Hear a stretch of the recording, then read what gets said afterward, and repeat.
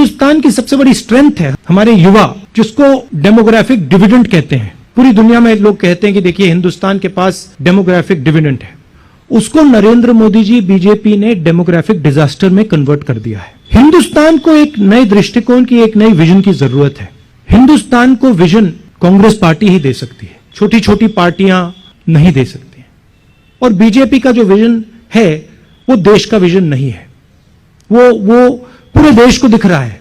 अगर आप कहें कि भाई हम आपको विजन देना चाहते हैं और फिर आपने 40 साल में सबसे ज्यादा बेरोजगारी पैदा कर दी, तो देश का विजन नहीं हो सकता है। तो हम इस बात को एक्सेप्ट करते हैं कि हिंदुस्तान को एक नए दृष्टिकोण, एक नए विजन की जरूरत है और शुरुआत उत्तर प्रदेश से होती है।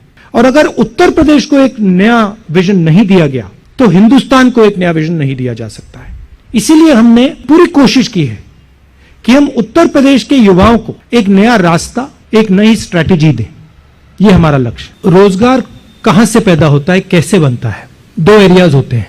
एक होता है सरकारी नौकरियां, दूसरा होता है प्राइवेट सेक्टर। सरकारी नौकरियों के बारे में आप किसी भी कांग्रेस के स्टेट को देख लीजिए और जनरली आपको दिखेगा कि हम ज्यादा से ज्यादा नौकरियां कमिट करते हैं और दिलवाते हैं। और दूसरी बात, जो प्राइवेट की बात हुई, रोजगार स्मॉल और मीडियम बिजनेसेस से आता है, रोजगार बड़े बड़े बिजनेसेस से कम आता है। बीजेपी की स्ट्रेटेजी, और आप ये किसी भी दुकानदार से पूछ लीजिए, किसी भी ज्वेलर से पूछ लीजिए, किसी भी छोटे व्यापारी से पूछ लीजिए, बीजेपी की स्ट्रेटेजी छोटे व्यापारी को खत्म करने की है।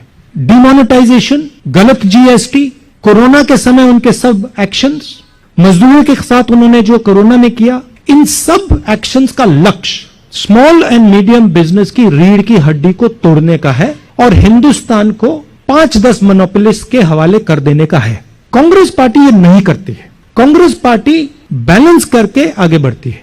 हम छोटे व्यापारियों को, स्मॉल मीडियम बिजनेसेस की रक्षा करते हैं, उनके लिए इंसेंटिव्स क्रिएट करते हैं और उनसे रोजगार पैदा करते हैं। और जो लार्ज बिजनेसेस हैं उनकी भी हम मदद करते हैं। अब मैं यूपी का आपको उदाहरण देना चाहता हूं जो इनके मैनिफेस्टो में है। यहां पे अलग अलग क्लस्टर्स हैं। आगरा, मिर्जापुर में कालीन, मुरादाबाद में ब्रास वर्क्स, कांच का, फिरोजाबाद में, लखनऊ में आम, ये क्लस्टर्स हैं।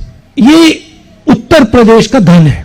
आम को प्रोसेस करने के लिए बीजेपी की सरकार ने क्या किया? जीरो।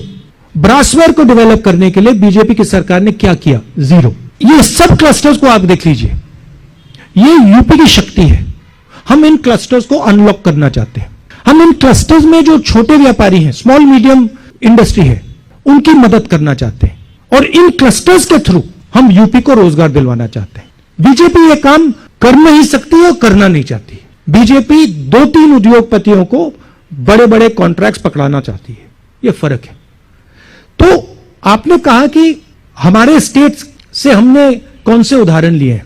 प्रियंका जी ने आपको समझाया कि हमने अलग अलग उदाहरण अलग अलग स्टेट से लिए, मगर मैं आपको कह रहा हूं कि अगर आपकी सेंट्रल स्ट्रेटजी, आपकी नीयत ही गलत है, तो आप रोजगार पैदा ही नहीं कर सकते हो।